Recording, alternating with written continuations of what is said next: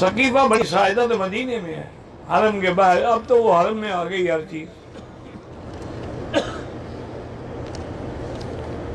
خاوند فوت ہو گیا، بچے نہیں ہیں، بیوی نے شادی نہ کرنے کا فیصلہ کیا ہے۔ خاوند کی جائیداد میں بیوی کا حصہ بالکل حصہ ہے، اس کا حصہ ہے، اس کو حصہ ملے گا، لیکن اس کو چاہیے شادی کر لے، یہ ضد اچھی نہیں ہوتی۔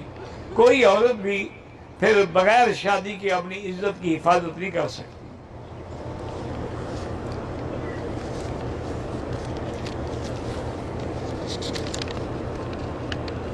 محمد ارشان ہے، ارشمان ہے، ارشمان کا مجھے نہیں پتا کیا ہے۔ عرش کا شہزادہ، عرش کا شہزادہ تو اللہ ہوتا ہے، بندہ تھوڑا ہوتا ہے۔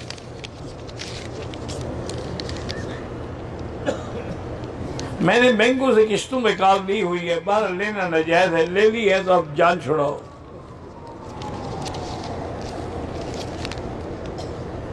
میری والدہ فوت ہو گئی، ان کے نام زمین تھی، وراثت کے لحاظ سے ہمارے نام ہے۔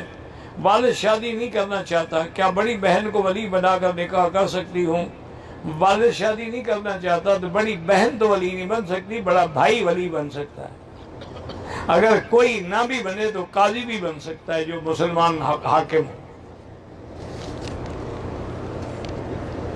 ہم نے 11 ذی الحجہ کو بغیر مجبوری کے دیوار سے پہلے کنکریاں ماری، بالکل جب دم پڑ گئی، جب مجبوری بھی کوئی نہیں تھی، خود کہہ رہے ہو۔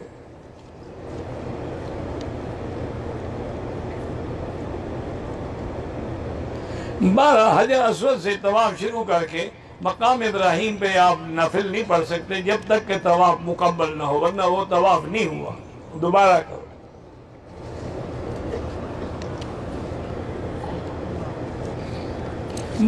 دو سبز لائٹیں جو ہیں وہ تو اصل میں صفا مروہ کی ہیں، ایک سبز لائٹ ہے جو حجر اسود کے سامنے ہے، وہاں سے نیت کی جاتی ہے۔ مینا میں خیموں میں خطبہ پڑھ کے جمعہ نہیں ہوتا، جمعہ پڑھنا ہے تو مسجد میں جاؤ، مسجد خیف میں۔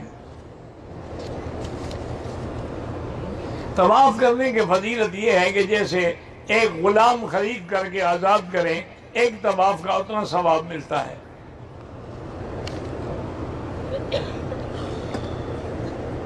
ہمارے بلوچستان میں رواج ہے کہ جب حاجی واپس آتے ہیں دوست ان کے لیے دعوت کرتے ہیں، اچھی بات ہے، کوئی بری بات نہیں ہے، استقبال ہے حاجی کا۔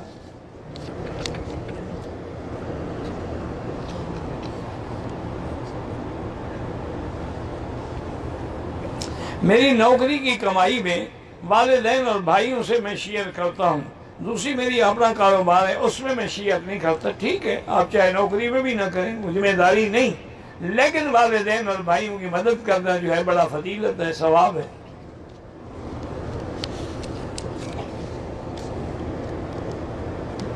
اگر طواف زیارت سے پہلے کسی نے بیوی کو بوسہ دیا ہے، بہرحال دم تو نہیں پڑتی، استغفار کرے، توبہ کرے، صدقہ کرے، کیونکہ جب تک طواف زیارت نہ ہو اس وقت تک بیوی حلال نہیں ہوتی۔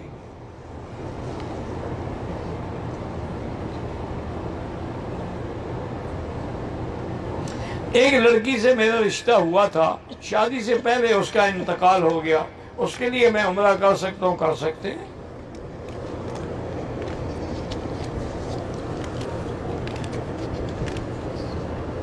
میری بیوی کو ایک بیماری ہے، میڈیکل سینس میں اس کا کوئی علاج نہیں ہے، اللہ کے ہاں تو ہے نا، زمزم سے بڑا علاج کیا ہوگا؟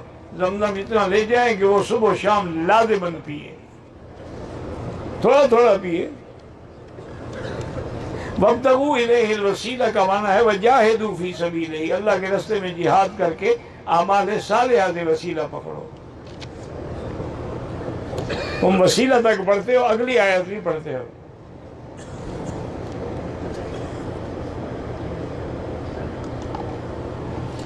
میری گھر والی بیمار ہے، دوسری شادی کے لیے ایک بیوہ سے شادی کرنا چاہتا ہوں، ٹھیک ہے، اچھی بات ہے، کوئی بات نہیں۔ مجھے اب دوسری شادی کا شوق ہے، پہلی بیوی سے چھپ کے شادی کروں، بہرحال جو بیوی سے ڈرتا ہے اس نے شادی تھوڑی کرنی ہے، مسئلے پوچھنے کی کیا ضرورت ہے؟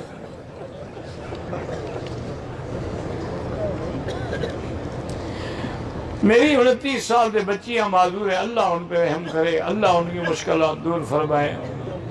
بہرحال بچوں کے رشتوں میں رکاوٹ ہو تو سورۃ الرحمن 3 دفعہ پڑھ کے دعا کیا کریں۔ میرے بچے کا جگر خون نہیں بناتا، گردے میں بھی پتھری، اللہ شفا عطا فرمائے۔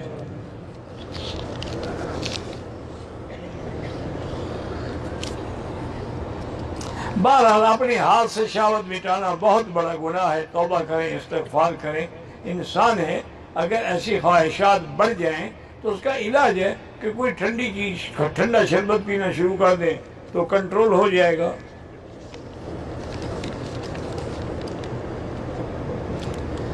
عمرہ طواف جس کے لیے چاہیں ہو سکتا ہے، دوران طواف ہیڈ فون لگا کے تلاوت سنتے رہیں، جائز ہے۔ طائف گئے تھے، احرام مسجد عباس سے کی، ٹھیک ہے، میقات سے پہلے ہی کی ہے نا، بعد میں تو نہیں کی، ٹھیک ہے، آپ کا عمرہ بالکل صحیح ہے۔ عمرے کے لیے مسجد عائشہ، مسجد جیرانہ سے احرام باندھنا وہ بھی جائز ہے، لیکن طائف میقات ہے، اس کا بڑا ثواب ہے۔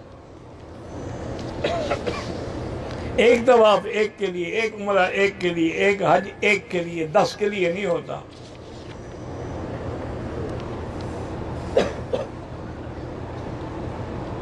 ایک آدمی نے طواف زیارت مکمل کر لیا، اس پہ دم تھی، ابھی دم نہیں دی، بیوی سے مل سکتا ہے، کوئی بات نہیں، دم بعد میں دے دے۔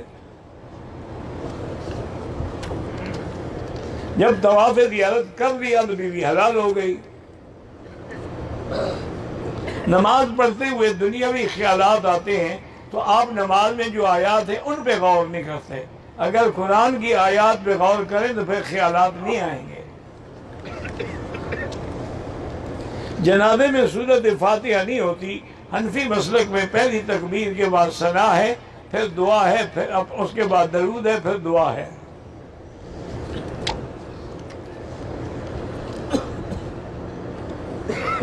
حتیم میں فرض نماز امام کے پیچھے نہیں ہو سکتی، کیونکہ امام کعبے کے باہر ہے، آپ اندر ہو جائیں گے، تو اس لیے نماز نہیں ہوگی۔ باقی سنت نفل پڑھتے رہیں۔ بیوی خاوند کے اوپر لیٹ سکتی، اوپر ہی تو لیٹتی ہے، آپ کے سر پہ چلی ہوئی نہیں ہے بیوی۔ باقی تم جانو، تمہارا کام جانے۔ 4 چکر کے بعد چکر میں وضو ٹوٹ جائے، بالکل وضو کر کے اسی جگہ سے شروع کرے۔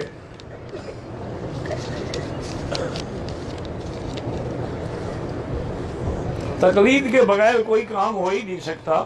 یہی اللہ نے حکم دیا ہے کہ اہدنا الصراط المستقیم صراط الذین انعمت علیہم، اس کے بغیر تو کوئی حل ہی نہیں ہے۔